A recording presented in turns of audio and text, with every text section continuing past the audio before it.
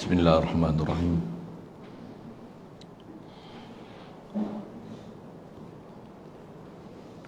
Alhamdulillahirabbil alamin wassalatu wassalamu ala asyrafil anbiya'i wal mursalin wa ala alihi wa ashabihi wa azwajihi wa dhurriyyatihi wa atba'ihi ajma'in. Wa ba'du. Qala Syekh Musannif rahimahullah taala wa nafa'na bihi wa bi ulumihi fid dharain amin. Kitab kita pakai muka surat 154 perenggan 877. Wa in kanatil amatu min zawati syuhur fa iddatuha bi syahrin faqat wa in kanat min zawatil hamli fa iddatuha bil wad'i. Kita nak sambung ni insya-Allah hukum fiqh berkaitan mengenai istibra' hamba. Istibra' hamba maksudnya hamba yang bila seseorang lelaki memiliki hamba perempuan, harus mengikut kaedah syarak kita. Kalau milik yang sempurna, sama ada milik dengan beli, dengan ada orang hebah, ada orang hadiah, ataupun melalui pewarisan dengan syarat-syaratnya. Antara kaedahnya, apabila seorang lelaki nak ambil manfaat daripada hamba tersebut, ambil keseronokan daripada dia, antara syarat dia mesti istibra'. Ada sikit sebanyak kita bicara dulu, memang nak sambung situ. Jadi istibra' tu kaedah kita asal adalah mesti menunggu sekali haid. Masalah hamba ni, masalah istibra' hamba. Bagaimana orang merdeka istilahnya dipanggil iddah. Kalau bab hamba, tukar milik hamba ni, pemilikan hamba untuk pemilik baru, untuk boleh pakai hamba macam mana pakai isteri, dia wajib istibra' supaya tak bercampur benih, macam tu kot bahasanya, supaya nanti kalau ada anak boleh dikenal pasti keturunannya. Pasal itulah tujuan persyariatan istibra' ni. Jadi Islam sangat menitik beratkan bab masalah menjaga zuriat supaya tak bercampur aduk, nak mengenal usul dan furu', siapa bapa siapa anaknya. Satu antaranya disyariatkan istibra' ni, sekalipun terhadap hamba. Dia ada lebih kurang munasabah juga. Kita bicara tadi masalah perang, persyaratan perang pada Rasulullah. Antara takhfifat dia, tak boleh bunuh wanita dan kanak-kanak.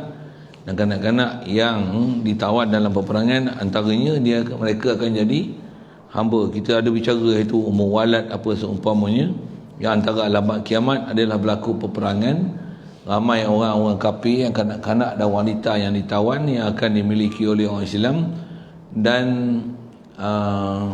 banyak atau ramai anak-anak daripada hamba yang daripada tawanan orang kafir ni, yang ditawan ni, daripada perempuan ni, akan dipakai oleh orang Islam, dapat anak pada mereka tu. Yang itulah isyarat antalidal amatu rabbataha. Kalau kita belajar dalam hadis, bahawasanya seorang amah, hamba perempuan, dia akan melahirkan Tuhan dia.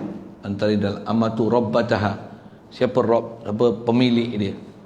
Jadi melahirkan Tuhan, anak melahirkan Tuhan tu masyhur ulama hadis kita syarahkan.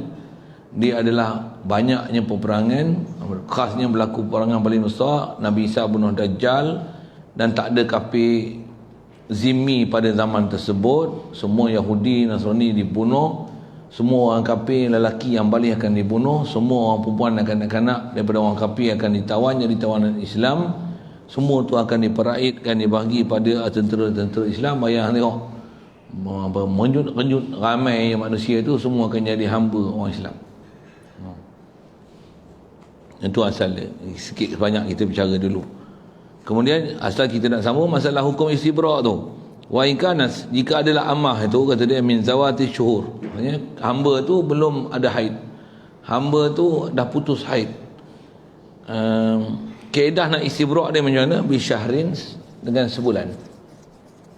Jadi kalau kata belum baligh ataupun wanita yang tak ada haid sama sekali, kalau dah dipindah milik, dia adalah di kalangan hamba, pindah milik aja, orang yang pemilik baru ni wajib istibra' dia selama sebulan kalau tak ada haid.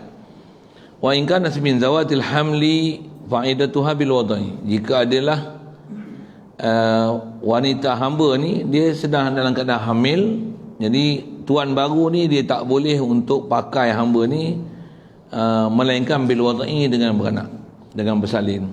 Jadi istibra' dia adalah dengan bersalin. Cuma dia guna bahasa itu iddah. Kalau ikut murad di sini atau istilah yang dipakai adalah istibra', bukannya iddah. Cuma bahasa istibra' ni kalau kita tak biasa belajar pelik sikitlah. Pasal dia adalah iddah, istilah iddah bagi orang merdeka, tempohan ni pun semua berbeza. Yang ni adalah iddah bagi hamba yang berubah milik tuan. Istilahnya tak dipanggil iddah, tapi iddah dia dipanggil istibra' dan tempoh dia pun berbeza. Siap. Wa idza ishtara zawjatahu sunna lahu istibra'uha. Baik. Selesai itu. Kemudian ada isu sikit sebanyak dulu pun kita pernah bicara antara seorang lelaki kalau dia kahwin dengan seorang hamba. Hamba ni milik orang, tapi dia kahwin jadi isteri dia. Lepas tu bila dia berduit, macam mana? Dia beli isteri dia. Ada isu kita bicara macam tu sikit kan. Isteri dia yang milik orang tu dia beli, sekarang jadi milik dia. Dan juga kita ada bicara sikit sebanyak dulu, bila dah jadi milik dia tu, antara dia sebagai suami dengan dia sebagai sayyid, sebagai tuan, mana milik kuat? Milik mana yang jadi lagi kuat? Adakah dengan jadi malik, yang ni amah dia, hamba dia, adakah lebih kuat ataupun nisbah dia suami yang tu isteri lagi kuat? Ingat tak ingat tu sebulan dah belajar beku habis ya. Milik lagi kuat. Milik lagi kuat. Yang ni kata bab hukum hamba ni pun jarang sangat orang bicara kan. Tapi memang bicara kitab.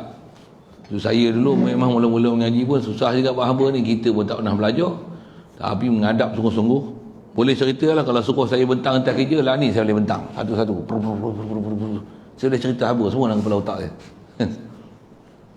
Saya belajar dulu macam tu. Saya rasa Tok Guru ajar latih macam tu kan. Nak bercara buat hamba walaupun tak ada kitab depan saya, bagi saya cerita satu. Takat yang boleh cerita lah. Kalau tengok kitab rujukan bawah lagi macam-macam saya cerita. Asas nak faham apa dia hamba satu. Khas atas kita bicara ni, asalnya dia ni orang lelaki ni kahwin dengan hamba orang. Ada beberapa peraturan pun kita dah belajar dulu, syarat-syarat pun ada. Bila dia kahwin, jadi isteri dia tu hamba orang, jadi dia tak milik mutlak dari sudut isteri dia. Pasal masih terikat hukum hamba. Macam mana pun tuan sana tak boleh pakai lah isteri ni, isteri kawan ni, pasal dah dijadikan suami, dah ada suaminya, tak bolehlah satu orang perempuan kongsi oleh dua orang lelaki, mana mahu je. Dalam kita syarat suamilah berhak nak pakai dia. Bila dia ada duit dia beli. Isunya isu beli ni lah, yang ni yang kita nak sambung ni. Tu yang dia kata wa idza ishtara zawjatahu, apabila membeli seseorang lelaki ni akan isteri dia, dia beli isteri dia. Macam mana boleh beli isteri ni? Tak ada lain masalah beli isteri ni, melainkan asalnya isteri dia tu hamba. Sekarang bila dia berduit, hamba isteri dia tu, yang hamba tu, yang hamba orang tu, sekarang dia beli. Dia pula milik isteri dia. Dia jadi tuan, dalam masa yang sama dia ialah suami. Tu saya soal tu, antara tuan dengan suami, kata wanita tersebut mana yang lagi kuat dari sudut kuasa? Kuasa sebagai suami ke kuasa sebagai tuan? Kuasa sebagai tuan lagi besar berbanding dengan kuasa sebagai suami. Tapi masih suami, taklah bila dia beli tercerai suami tu, isteri tu tak. Dan bila dia beli, kata dia sunnah lahu, disunatkan bagi suami ni istibra'uha, istibra' juga. Buat apa nak istibra' ni?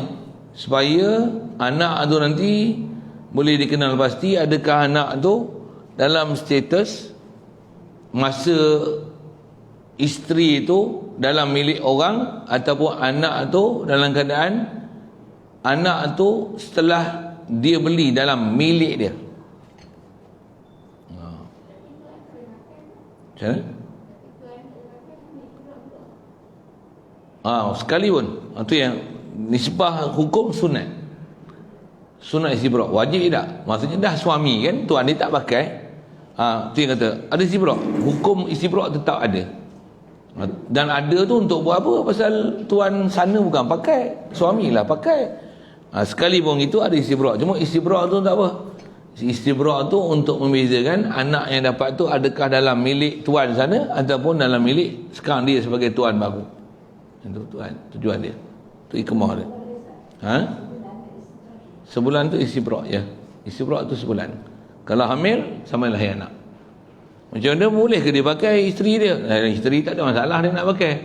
Cuma ada hukum istibrak sunat tu pasal nak membezakan antara anak yang hasil tu adakah dalam milik dia atau masa milik tuan sana. Masa tu dia suami, dia bukan malik, tapi bila dia beli sekarang dia adalah malik, dia pemilik, dia sayyid. Okay.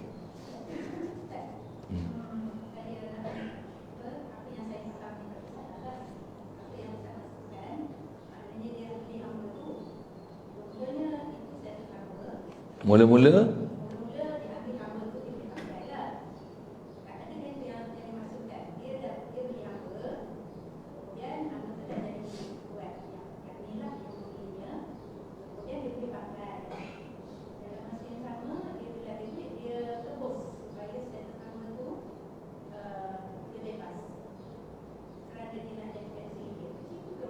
bukan.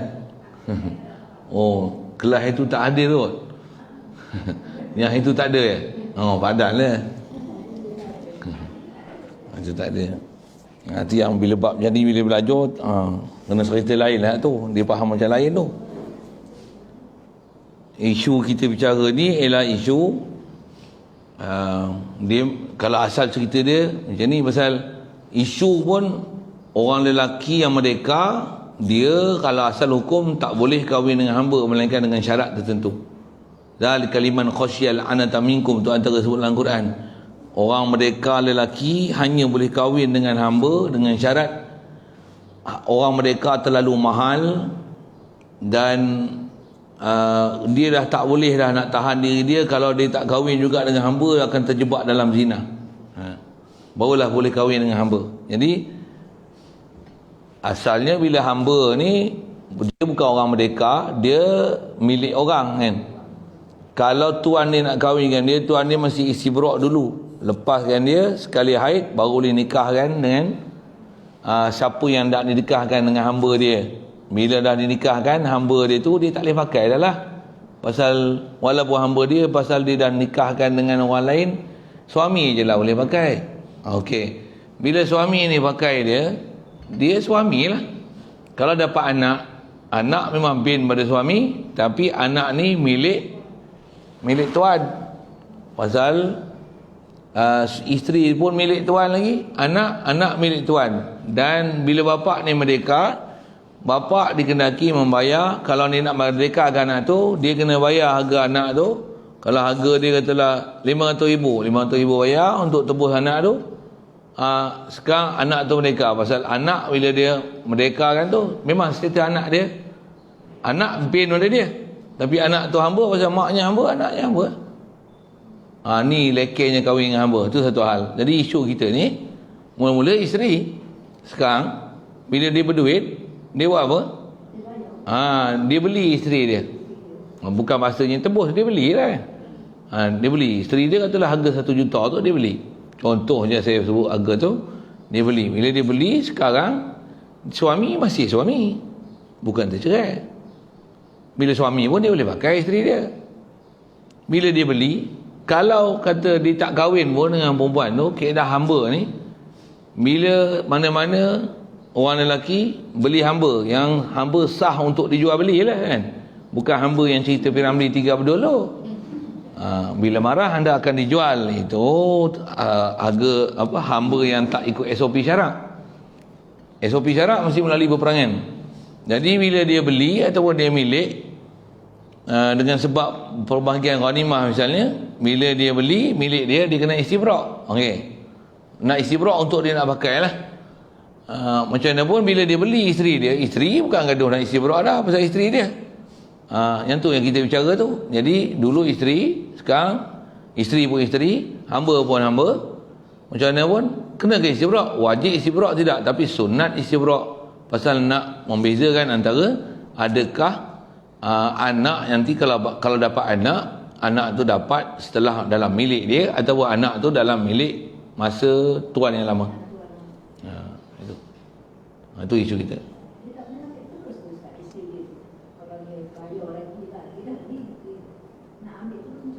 Ambil siapa? Hamba perempuan tu.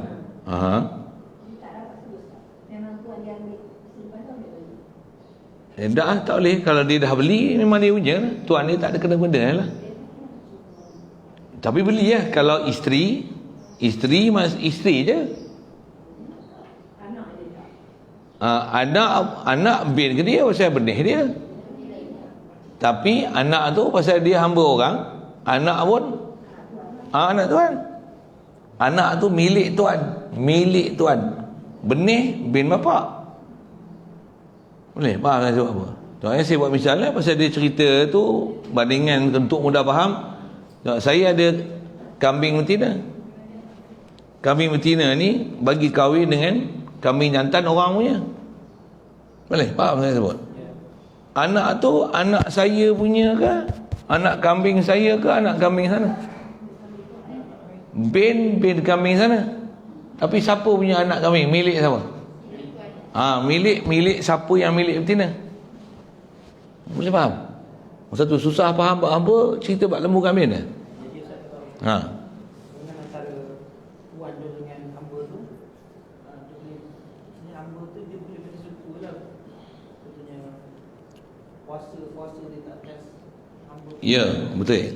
Dia hilang lah dia akan hilang lah pasal yang bapaknya merdeka kan.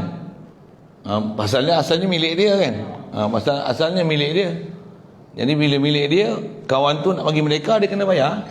Kan saya sebut tadi, saya ada kambing, saya bagi kahwin kambing jantan. Bagi kambing tu faham tu, nak menunjukkan kahwin tu kan, nak milik siapa kan, benih siapa.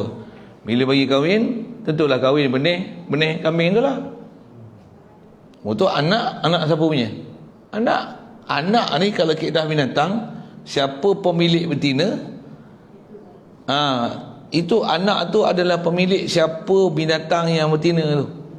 Walau betina ni mana boleh dapat anak melainkan melalui jantan. Boleh faham istilah tu? Satu untung bela binatang ni beli betina semua. Jantan tumpah orang kan. Ya betul lah tu. Dengar saya sebut. Ya betul. Berbanding bela jantan.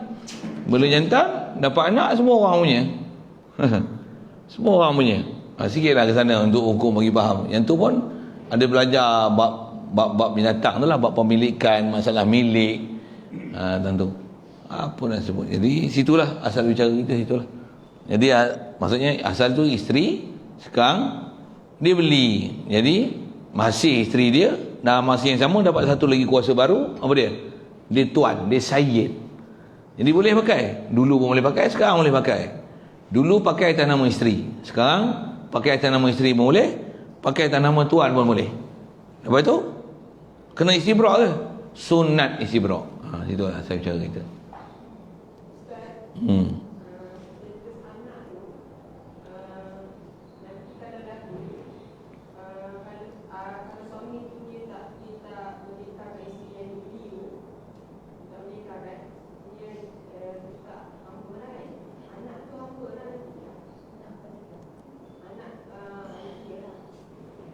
Bila? Masa bila?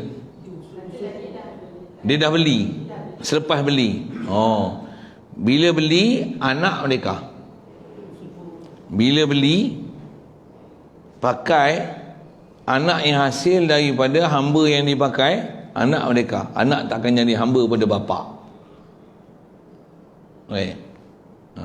Melainkan anak yang dapat daripada yang dulu, yang tu bini dia tu bukan dia beli, dia kahwin dengan hamba orang. Jadi hamba orang, anak tu dia tak automatik merdeka, bahkan tak merdeka kena beli, kena bayar baru jadi merdeka, pasal dia adalah milik tuan sana.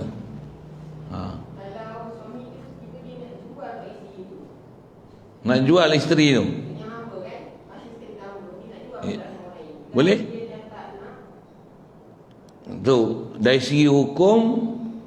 Bila asal isteri, bila dia beli, sekarang kuasa beli tu lagi kuat kat dia berbanding dengan suami kan. Boleh tak dia jual? Kalau tu yang disunat istibrak situlah. Pasal kalau dia istibrak, contoh lepas tu dapat anak. Kalau dapat anak, hamba yang dia pakai dengan dapat anak tu, yang tu dipanggil ummu walad. Pernah baca, pernah sebut itu kan ummu walad kan? Yang tu yang saya sebut hadis tu, antalidal amatu rabbataha. Hamba perempuan tu dipanggil ummu walad. Mana-mana hamba perempuan, kalau seorang lelaki dia milik, dia beli, lepas tu dia pakai, dapat anak, sama ada beranak tu sempurna ataupun baru hamil 3 bulan, 4 bulan, gugur, dapat anak daripada tuan, hamba tu dipanggil ummu walad. Bila ummu walad, dia tak boleh jual. Dah mati tuan, merdeka automatik. Walaupun tak dimerdekakan oleh tuan, dia akan jadi merdeka. Jadi nisbah dia pakai, dia pakai kalau dapat anak ummu walad. Lupa dah saya tu. Soal ni tadi boleh hak jual kan lepas dia pakai. Kalau pakai tak dapat anak memang boleh jual. Kalau pakai status dia tak amah biasa, bahkan dia panggil ummu walad. Wala yuba wala yuhab. Saya tak ingat lah tu. Dia tak boleh dijual, tak boleh dihibah. Itu boleh. Antara yang memang ingat, lama tak sebut jadi lupa lah. Allahumma salli alaihi wasallam. Yang memang ingat ialah bila dia dah pakai, dapat anak, jadi ummu walad, mati tuan, hamba yang dia pakai tu automatik merdeka. Tuan dia mati, merdeka. Tapi jual dengan hebah boleh tak? Seingat saya tak boleh. Kalau dia dah pakai, dah hamil, hamba yang dia pakai, la yuhab wa la yubah. Seingat saya tak boleh jual, tak boleh hebah, tak boleh pindah milik. Pasal dia dah pakai dan perempuan tu dah hamil dengan sebab dia, hamba yang dia pakai tu hamil dengan sebab dia dah tak boleh dijual. Jual tak boleh, hebah tak boleh. Yang boleh menikah. Sama ada mati dia akan menikah automatik, ataupun sebelum dia mati, dia menikah siap-siap. Untuk antara yang boleh. Ya, betul. Tak silap lah tu. InsyaAllah.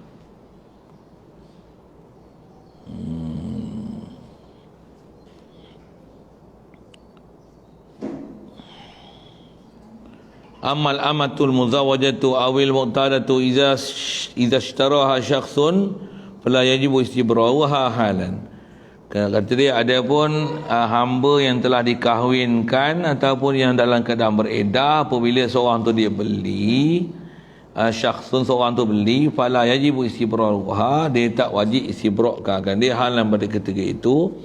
Fa iza zalati zaujiyatu, apabila hilang oleh hukum perkahwinan tu, maksudnya tercerai apa seumpamanya, tu masalah kahwin, wal iddatu, ataupun hilanglah oleh iddah dah habis, ka'an tuliqatil amatu qabla ad-dukhul, dengan bahawa hamba tu diceraikan sebelum daripada dukhul, au ba'dahu ba'da dukhul, wa qadatil iddatu, dan berhabis iddah, wajibal istibra'u hina izin, maka wajiblah istibra' pada ketika itu. Dia buat isu yang sama, cuma beza dia, dulu dia suami, sekarang dia beli. Bila dia beli, katalah dia cerai isteri dia. Dulu dia memang isteri, dia cerai, talak 3 sekali pun. Bila cerai talak 3, atas susah karut-karut lah, cerai je lah kan, talak 3 banyak-banyak apa kan. Mana ada talak 3 pun pasal hamba dia merdeka. Boleh betul. Dia cerai. Baik, bila dia cerai, dia tak jadi isteri, tapi bila dia beli, dia suami, dia sayyid, dia boleh pakai. Bila dia beli, dia cerai, dia kena istibra'. Wajib istibra'. Pasal apa? Pasal bila dia cerai, kena iddah kan? Jadi bila dia cerai, bila dia dah beli, dia milik, dia cerai, dah tak jadi isteri, tapi dia masih sayyid, nak pakai kena istibra', pasal milik baru. Tapi kalau dia masih suami, dia tak cerai, dia pakai lagi, sunat istibra', pasal masih isteri dia, masih milik dia. Dia pakai atas nama suami pun boleh, bagi pakai atas nama hamba pun boleh, tak ada masalah dia nak pakai hamba tu. Cuma sunat istibra' supaya nak lihat kalau ada anak tu nisbah kat siapa. Maksud nisbah kat siapa tu memang nisbah dia, pasal dia yang pakai. adakah dapat tu masa dia merdeka, masa dah dia beli, ataupun masa adakah yang dalam milik tuan yang lama. Supaya anak tu nanti untuk dipastikan anak tu milik siapa, itu. Tak, bila cerai dia dah beli. Sekarang bila dia cerai dah tak isteri, tapi pandai, alhamdulillah. Jadi boleh pakai tak? Boleh, tapi kena wajib istibra'. Siapa? Milik baru, kena sekali haid baru boleh pakai. Ya.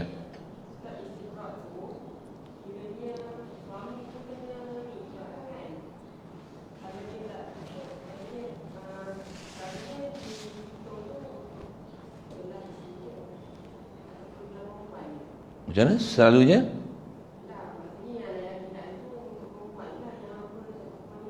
Ya.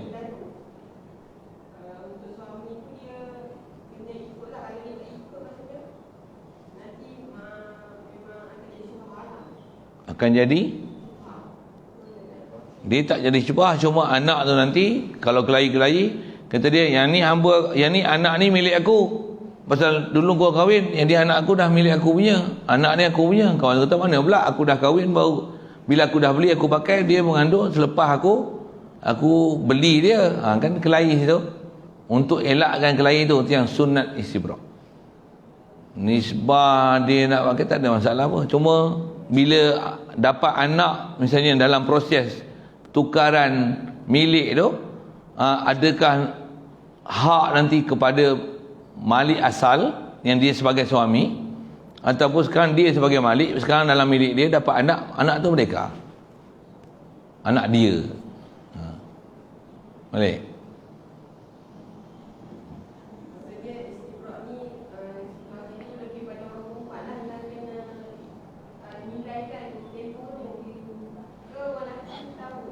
Kena tahu lah. Takkan tak tahu apa langsung. Macam suami takkan tak tahu isteri dia cuti tak cuti. Macam tu kan. Memang ada suami tak peduli langsung pun. Oh sorry kan. Ya, dengar saya sebut. Ada suami tak tahu pun. Kalau tanya kadang sembang, isteri yang selalu haid berapa hari? Tak biasa tanya pula. Astagfirullah. Ada tok lelaki yang bodoh macam tu. Sampai tak kerti apa langsung. Dia kata, itu urusan perempuan lah, aku tak ambil peduli langsung. Memanglah urusan perempuan. Kau suami je kan kau tak tahu. Kalau dia ada masalah, dia tanya lagi, abang cuti, itu suci baru dah.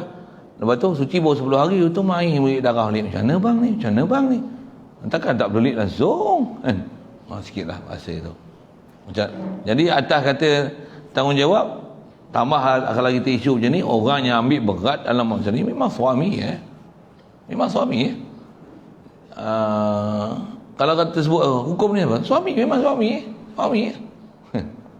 suami yang kena ambil berat. Itu pasal dia yang nak pakai. Dia mesti pastikan status apa dia nak pakai, halal ke haram ke. Yang ni cuma masalah ni kita bukan masalah halal haram, tapi masalah nak tentukan anak tu kalau andai kata hasil adakah dalam milik tuan dulu yang dia sebagai suami, memang anak dia. Tapi dalam keadaan anak tu nanti dia milik orang, ataupun ni dia beli, dia pakai, dapat anak milik dia, anak tu automatik merdeka. Macam itulah.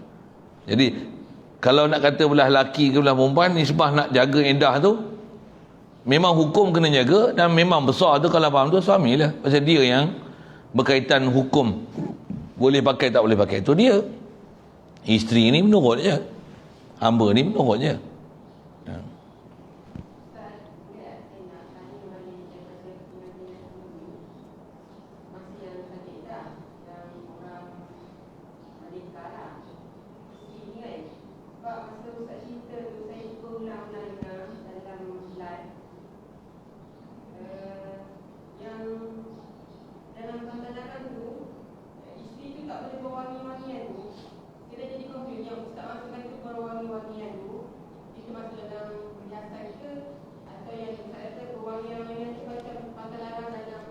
Dah ihram tu.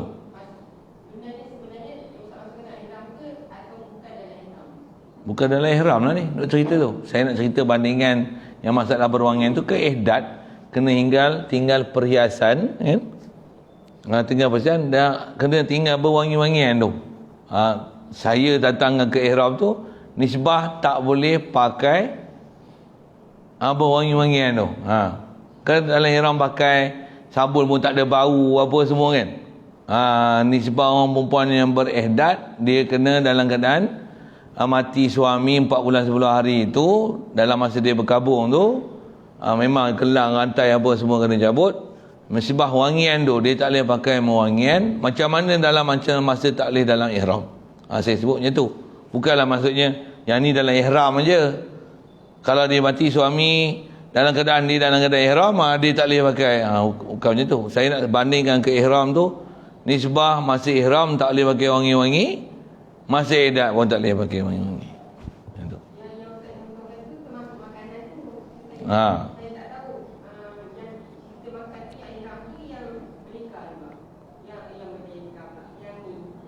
Masalah mati suami tu ya. Ya. Wangi ya. Yang tu pun kena sebut dah, masalah makanan yang wangi, yang memang wangi itu adalah maksud, yang memang untuk wangi kan. Saya sebut bubur daun pandan untuk apa? Wangi. Kalau yang jenis bubur pandan untuk wangi, maka makanan tu selagi ada wangi dia tak boleh makan. Kalau tak ada wangi tak apa. Pasal dia ada maksud wangi. Mana-mana wangi yang dia adalah maksud dalam makanan tu, kalau orang dalam keadaan dia beredar, dia tak boleh makan makanan tu. Maksudnya walaupun dia nisbah kepada makanan, tapi bukan nisbah pada tubuh. Kalau ikutkan penyandaran dan nisbah pada tubuh kan. Ya. Makanan pun dilarang. Ya. Jadi yang confuse tu mana? Tang bandingkan ihram dengan masa tu. Edah tu. Sebab ingat makanan tu yang ihram tu lah. Yang macam sekarang ni makanan tu bukan pada kita lah kan. Pada nisbah tubuh tu tak ada dah pakai nisbah tu. Makanan je yang minum Wangi tu kan. Seingat saya kalau disebut tu sama dari sudut dalam masa ihdat, tan tubuh satu hal. Kalau bab ihram pun memang bukan pada tubuh, masalah makanan semua serupa. Dalam bab ihdat ni pun dalam masa tubuh satu hal, jadi dia tak boleh pakai minyak wangi-wangian. Serupa juga dalam masalah makanan. Seingat saya hukum duk ngaji dulu, tengok tuk duk sebut sama. Sama.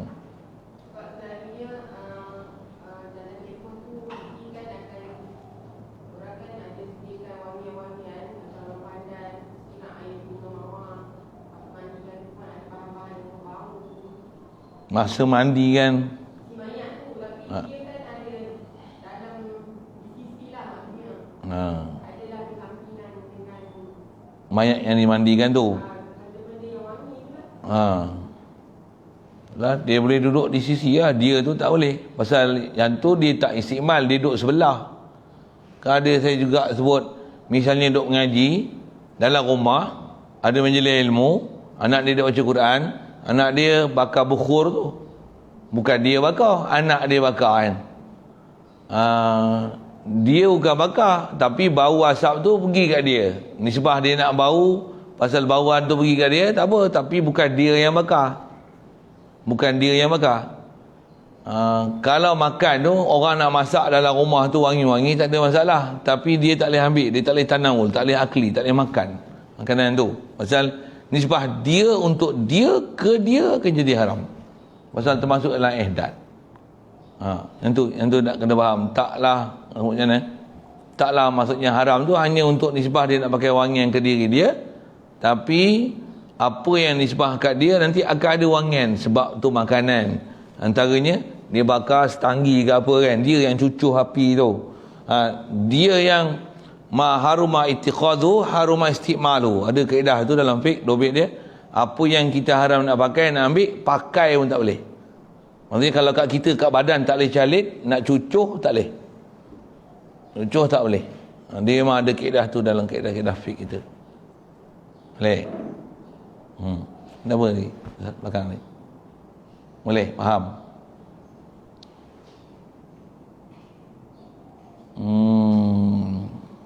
Baik. Apabila hilang perkeliman itu dari ilahnya seperti bahawa amal itu ditalak sebelum setubuh atau selepasnya telah terhabis idahnya, wajib istibrak ketika itu. Wa iza mata sayyidu ummul walad. Apabila matilah sayyid ummul walad, penghulu ataupun tuan bagi ummul walad ni, bila mati ummul walad istilahnya adalah hamba yang dipakai oleh tuan dan dapat anak daripada hamba tu. Sorry. Anak hamba perempuan yang dipakai oleh tuan dia dapat anak daripada tuan tu, daripada hamba tu. Daripada tuan tu pakai dapat anak, maka hamba yang dipakai oleh tuan dia, proses istibrak apa tu memang mestilah. Maka hamba tu dipanggil, diistilah sebagai ummul walad. Jadi bila tuan ni tu mati, iza mata sayyidu ummul walad wa laysat fi zawjiyatin wala iddati nikahin istabra'at hatman nafsaha kal amati. Dan tidaklah pula ia ummul walad ni fi zawjiyatin, dalam keadaan dia ni isteri orang. Kalau dia ummul walad sekalipun, katalah tuan dia pernah pakai, lepas tu ada orang nak kahwin juga dengan hamba dia ni, lepas tu bila nak pakai, bila nak kahwin, tuan tak boleh pakai dah lah, kena istibrak untuk kahwin dengan orang yang nak kahwin dengan hamba dia. Kahwin sekarang dia isteri orang, tuan tak boleh pakai dah lah. Dan tuan ni mati, ummul walad tu tuan merdeka. Bila mereka, dia tu suami orang, tak perlu dah dia istibrak apa, pasal dia memang suami orang, suami dia memang boleh pakai lah. Cuma dulu status hamba, sekarang status merdeka. Anak dia tu memang tak boleh kahwin dengan ayah dia pasal sah taraf. Pasal tetap anak dia, bin dia. Pasal anak memang sah anak dia. Kalau buat IC, buat soal anak pun bin bapak dia. Cuma milik itu kan. Bila kahwin dengan hamba orang, milik tuan. Kuasa anak tu nanti atas tuan. Nak jual tak jual ke atas tuan. Tapi nak kahwin dengan anak, kalau anak tu anak perempuan, mana boleh kahwin. Pasal anak tetap anak dia.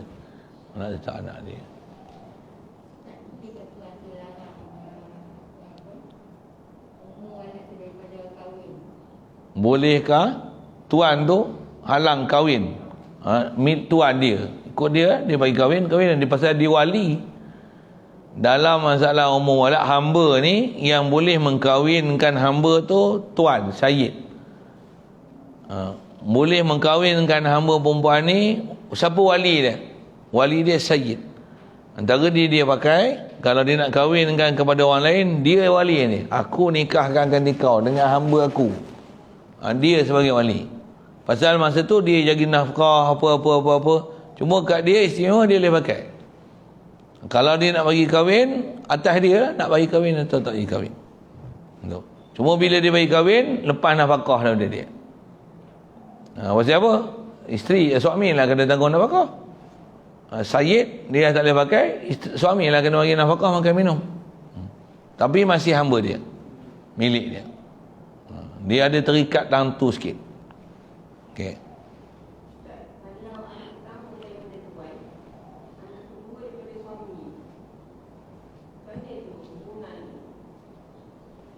Hubungan macam mana? Anak tu. Nak tanya anak tu kan? Nama dia adik-beradik tak sebapak. Adik-beradik si ibu. Kalau anak tu, anak macam mana? Hukum adik-beradik si ibu. Mak sama, bapak lain. Kalau tanya anak tu hukum dia macam mana? Adik-beradik si ibu namanya. Pasal sah taraf. Dia tak jadi apa nama yang illegal punya tu, yang salah dalam kaedah syarak.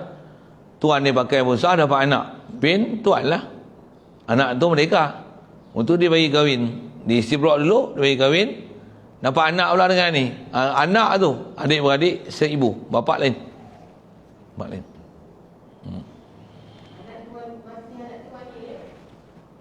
Anak tuan masih anak tuan kalau bapak dia tak tebus bayar. Masih anak tuan. Anak tuan masih anak tuan. Mak tu Tu kita mak tu status apa? Tapi anak tu anak tuan. Anak tu tuan. Anak tu merdeka. Mak hamba. Right. Mak melahirkan tuan tu, itulah. Itu yang antalidal amatu rabataha tu. Memang bab-bab tu kadang kita cerita, hari tu cerita dah, saat ni mau cerita dah. Tak faham lagi. Saja saya usik itu. Pasal bab tu kita jarang belajar kan. Dia muskil lah nyonya. Dah. Ulang balik.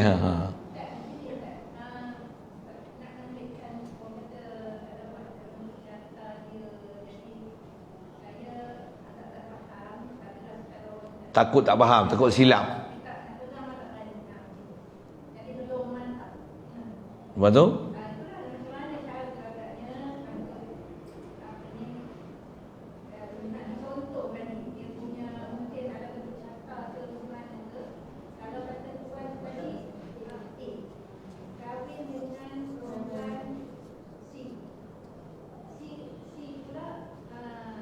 Hamba orang.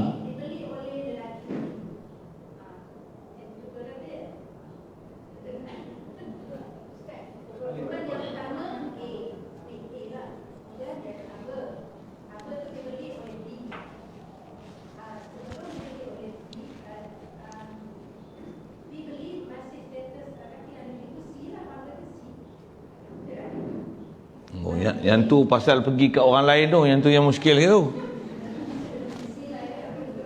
Kita pakai je walaupun duduk sengit ni. Langkah kot.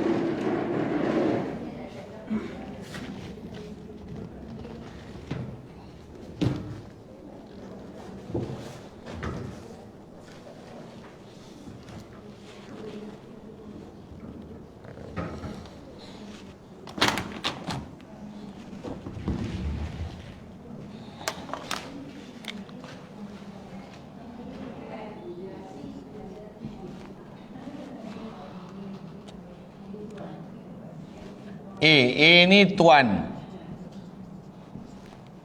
Bawah dia ada B tuan.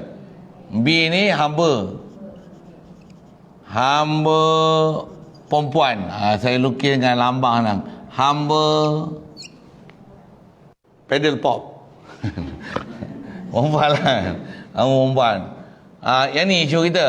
A tuan. Ni satu hal. Sekarang C kan. Isu yang kita duk bercara ni lah, C ni dia kahwin dengan hamba orang ni. Bila kahwin, katalah ni dapat anak ni anak dia lah. Anak ni binti C. Mestilah anak dia sasah taraf. Tapi ni hamba ni A punya, maka C ni milik A, tapi bapa dia C. Yang ni yang kita bicara asal kita ni. Kemudian C ni asalnya yang ni hamba. Sekarang dia kahwin. Bila dia ada duit, dia dah ada duit banyak-banyak kan, RM. Ada berapa angka dia beli hamba ni. Bila dia beli sekarang jadi hamba ni jadi isteri dia. Hamba. Jadi C ni akan jadi tuan. Dalam masa yang sama, yang ni isteri kan. Yang ni kalau kat sini yang ni isteri. Dengan hamba ni nisbah yang ni hamba. Dia dengan yang ni isteri. Tapi bila dia beli yang ni hamba. Okey. Sinilah komplikasi yang berlaku tu. Isu kita sinilah. Kalau asalnya bini hamba, betul orang ni beli, orang lain tu dia jadi betul boleh juga masalahnya tu. Tapi dia bukan isu kita bicara.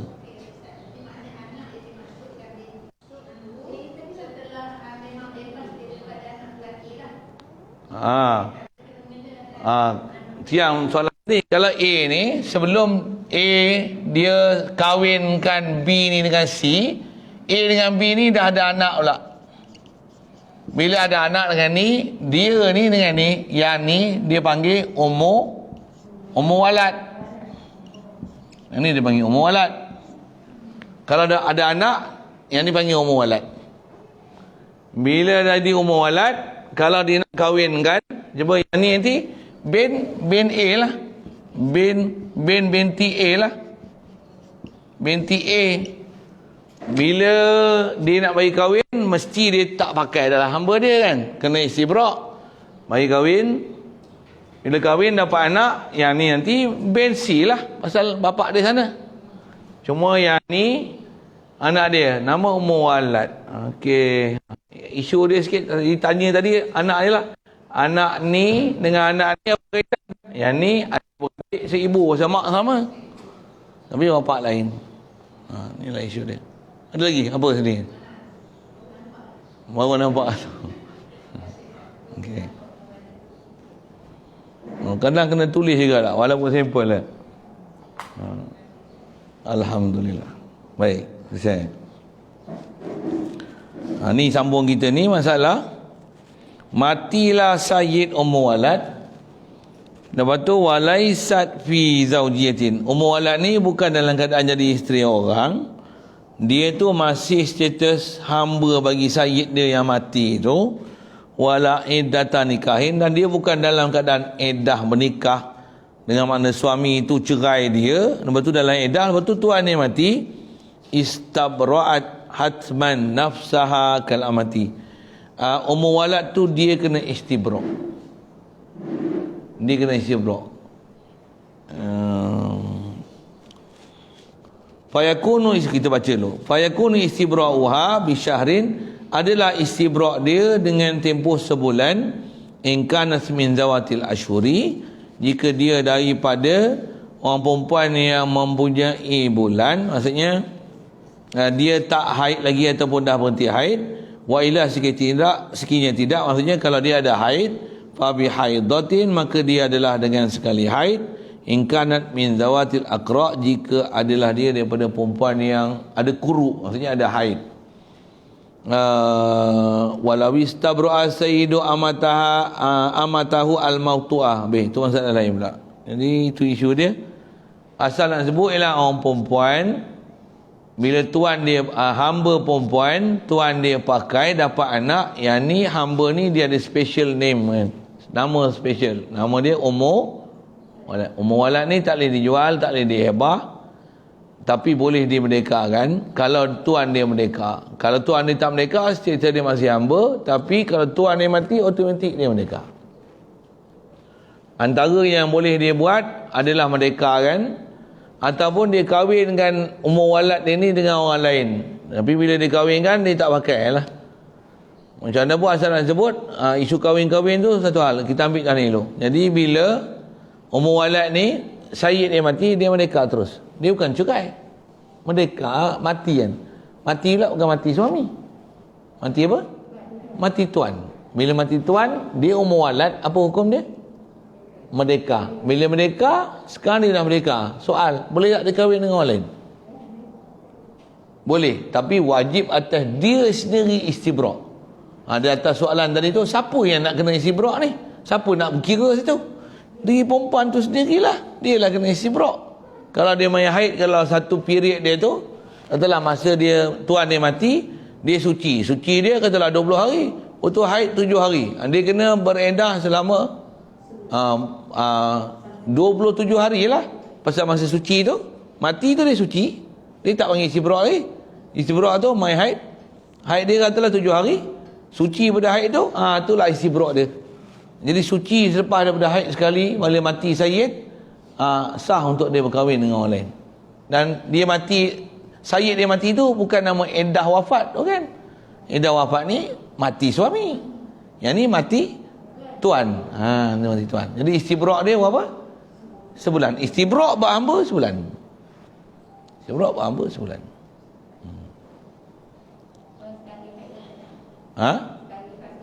Dan haid di istibra' dia pula sekali haid, bukan sekali suci. Namanya haid.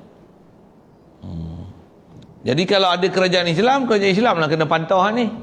Pastikan yang ni mati suami, yang ni kena istibra'. Dia tengok lepas 3 hari kahwin. Lepas 3 hari kahwin? Macam mana boleh lepas 3 hari kahwin? Sekejap. Bila ada tahun tu, kerajaan kena pantau. Cuma kerajaan ni bukan kerajaan zaman ni lah. Kerajaan bila? Kerajaan Nabi Isa tu. Pasal memang ada punya tu. Mesti pengurusan dia sangat baik. Siapa? Nabi. Bukan Wahabi. Wahabi tu menyambil. Wahabi pening. Akidah pening. Syariat pening. Tak bid'ah. Syirik.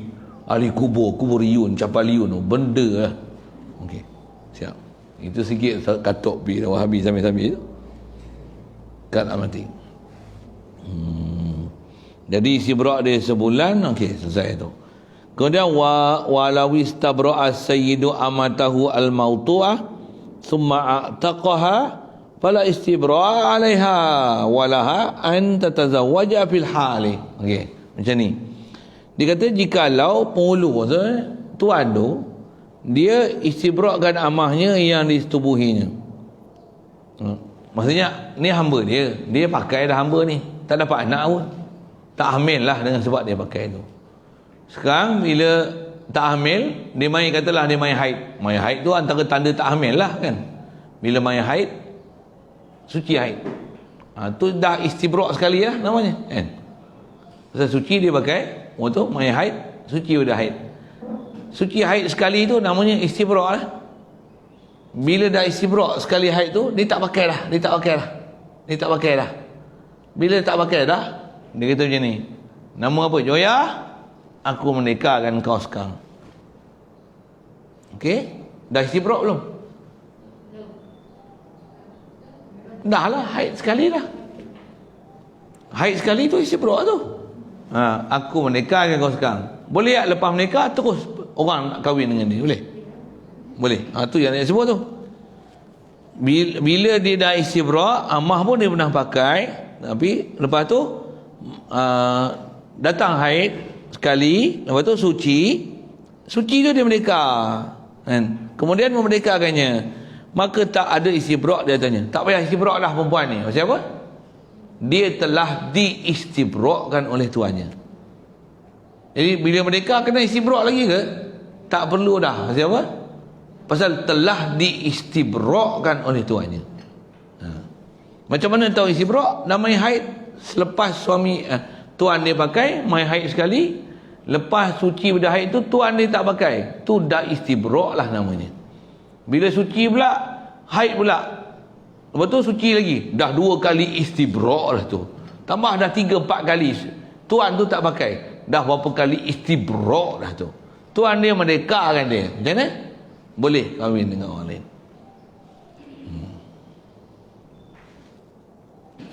Jadi tak ada istibrak dah atasnya. Maksud tak ada istibrak, tak ada istibrak wajib dah atasnya. Boleh baginya berkahwin pada ketika itu juga. Itu kahwin. Kalau macam ni, dia dah istibrak dah, sekarang dijual. Kalau tak hamil, dia boleh jual. Kalau hamil jadi mualaf, dia tak boleh jual. Sekarang dia pakai, itu main haid. Tengok memang tak hamil lah. Dia kata banyak dah hamba kau ni, aku nak reject seorang ni, aku dah jual lah. Nak? Ambil murah-murah dah, RM50 sudah. Jual. Kawan tu beli. Ya? Dia dah istibrak lah. 2 kali istibrak lah ni. 2 kali haid dah. Betul orang beli. Soal. Beli bukan kahwin ni. Beli. Soal. Kena istibrak lah tuan baru tu.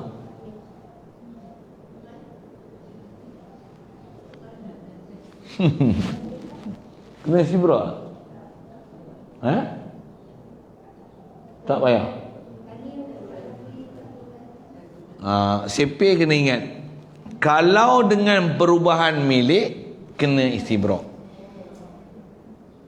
Perubahan milik, hebah, hadiah, beli, kena istibrak. Mati, waris, mati abang, adik waris, yang tu tak hamil lah, contoh dia kan. Abang pesaka, hamba ni, waris ni, macam mana nak pakai, kena istibrak. Pasal ubah milik. Tadi kita bukan cerita ubah milik, tadi cerita kahwin. Kahwin bila sayyid telah istibrak, tak perlu istibrak lah. Pasal dengan dia istibrak, tu yang bukan kata dia merdeka. Kalau tak merdeka pun dia istibrak, itu ada orang nak kahwin dengan hamba dia, aku kahwin dengan kau, dah istibrak lah, boleh terus kahwin kan. Tapi dah istibrak lah. Tak istibrak tak boleh. Lepas dia pakai, waktu ada orang nak kahwin, dia kahwin kan, sedangkan baru lepas dia pakai. Oh, mana boleh tu, mana boleh tu. Itu yang campur benih ketahuan tu. Ya. Itu peraturan-peraturan hamba yang ada dalam syariat. Namun juga apa? Syariat walaupun ada sistem hamba, peraturan nak menjaga keturunan ni besar dalam syariat. Satu, apa tak kerti, ngaji dulu. Baru kerti satu hal. Tu yang mujurlah zaman lah ni tak ada hamba. Kalau ada tak tahu lah macam mana hukum hakam yang ada. Terabur rasanya. Pasal tak ramai orang tahu kan. Dan tu yang kata, kalau memang ada pun memang jadi fitnah apa kat kita satu hal. Yang memang ada ni, surely yang memang ada zaman Nabi Isa esok. Cuma bila zaman Nabi Isa esok, sebelum jumpa Nabi Isa, jumpa Dajjal dulu. Na'udzubillah. Jumpa tak jumpa pun, kalau jadi jumpa, akidah kena jaga. Dalam tak jumpa Dajjal ni pun jangan jadi Dajjal. Macam tu kot bahasa kan. Wajib belajar akidah betul. Macam mana nak tauhid yang Allah Ta'ala, ikut Nabi SAW, jangan jadi salah. Pasal sebelum Dajjal ni ada Dajjal yang lagi dahsyat daripada Dajjal sebelum Dajjal. Pasal apa dahsyat? Dajjal esok jelas Dajjal tu, kenal ciri-ciri kedajalannya. Tapi Dajjal sebelum Dajjal ni, takut orang tak kenal yang ni Dajjal, dia sesat menyesatkan. Tapi orang duk pakai ikut pasal terpesona, nampak pada dia ada daya memikat yang seolah-olah dia ahli kebenaran, ahli hak, mempunyai Dajjal sebelum Dajjal. Ayat tu kasar sikit lah. Yang tu yang Rasulullah, kalau kita belajar dalam hadis, memang jumpa Rasulullah kata, laisa Dajjal, kata dia, akhwafu minkum. Aku Dajjal ni bukanlah paling aku takut kat kamu ni, tapi aku lebih takut apa dia? Dajjal yang sebelum Dajjal ni. Ada riwayat sebut salah si dan Dajjalan, ada 30 Dajjal sebelum Dajjal. Ada riwayat sebut itu, seingat saya 30 tu apa maksudnya, 30 kategori Dajjal sebelum Dajjal. Siapa dia tu? Tengoklah siapa yang duduk atas ciri sesat. Dia sesat menyesatkan, tapi orang tak kenal, tak boleh kenal pasti dia sesat. Di atas jawatan, kelulusan, kesarjanaan,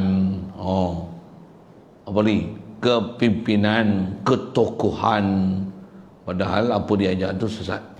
Itu yang wajib atas kita belajar elok-elok, bab akidahnya, bab fiqahnya, bab tasawufnya, supaya terhindar kita daripada terikut yang Dajjal sebelum Dajjal ni. Pasal Rasulullah peringat dah, yang ni lagi aku takut. Pasal Dajjal ni memang orang yang faham Dajjal, orang takkan ikut dah Dajjal ni. Orang yang memang ikut Dajjal ni memang orang yang tak ada akidah dah dengan Allah Ta'ala, dengan Rasulullah ni. Satu dia ikut Dajjal tu. Orang yang memang ada akidah takkan ikut Dajjal yang memang Dajjal macam satu tu. Tapi Dajjal sebelum Dajjal ni Rasulullah kita takut, pasal tak jamin orang boleh selamat, pasal tipu daya dia sangat halus.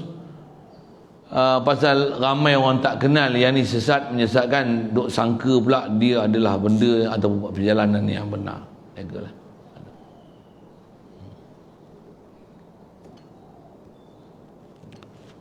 Selesai itu. InsyaAllah sambungan kita Faslun Firidai, pasal bicara bab susuan, bab menyusu juga. InsyaAllah bab ni pun tak ramai orang kita tahu. Ada lagi. Baru ni pun ada kawan saya, anak murid pun, dia dapat anak perempuan, sepupu-sepupu dia semua lelaki. Bila sepupu lelaki ada 6-7 orang, dapat sepupu perempuan, tak pernah jumpa, dia berkawan, yang perempuan tu pun jadi macam lelaki. Masih kecil lagi, baru umur apa bulannya, setahun lah kot, tahun lebih lah kan. Untuk kaedah dia nak selesai dengan sepupu-sepupu dia, buat macam mana? Dia bagi menyusu habis semua dengan mana ibu-ibu yang ada tu, supaya semua tu jadi anak susu. Jadi hukum dia orang adik-beradik susu. Sepupu tu satu hal dah, bukan saja sepupu, tapi hukum adik-beradik. Masa kecil tak apa, bila besar esok masalah. Tambah daripada kecil tu duk main gomoy sekali, bila besar nak bergomoy sekali tu jadi masalah sikit. Jadi nak hilangkan bagi masalah tu macam mana? bagi jadi ukur adik-beradik senang, bagi susu. Bagi susu. Tu kaedah-kaedah. Memang antara kaedah orang tua kita dulu, nak bagi hilang selesai masalah sepupu-sepupu ni, bagi menyusu. Maksudnya sepupu kan rapat kan. Sepupu yang rapat lah, sepupu tak rapat tu cuma bila dah bagi menyusu, itu tak boleh menikah lah sama dia mah. Asalnya sepupu boleh menikah, dan tak elok pun menikah sepupu. Siapa? Di istilah keturunan yang dekat kan, keturunan yang dekat. Tak apa elok pasal dia istilah inbreed itu kot bahasa orang putih panggil gitu kan. Kahwin daripada keluarga yang sama kan, satu titihan yang sama. Dia eloknya ni Jawa, ni Banjar, ini Cina, ni Melayu, ni Jepun, ni Australia. Tengok anak dia keluar. Yes. Kalau saya pasal saya bela binatang kan, kalau burung ni merpati ni, baka ni Jerman punya, yang ni baka ni Korea nya. Bagi kahwin tengok anak dia. Special. Kalau burung Homer tu, racing Homer tu, bapak dia boleh 300 km boleh terbang balik rumah. Mak dia pun 300. Kahwin tu anak dia boleh 600 km. Oh, maksudnya inbreed. Tapi itu kalau lain breeding, lain salur-galur darah dia. Tapi yang ni bapak dia boleh 200 km. Mak dia tapi adik-beradik sama. Dulu keluar satu perut, satu telur, ambil sepasang tu bagi kahwin. Bagi kahwin ni beranak ni kahwin. Anak asal-asal boleh 200 km, bapak dia, anak dia 50 km tak balik, sesat. Pasal apa? Kualiti tak bagus. Jadi memang kahwin pupu ni tak cantik. Nak kahwin biar keturunan lain. Saya ngaji pun Tok Guru nasihat itu kata dia, ijma' wazin, adilat, anis bima, rifatin, raqib wazin, ujmatan, fal wasfu qad kamula. Panjang syarah tu. Lagi Imam Marah tak.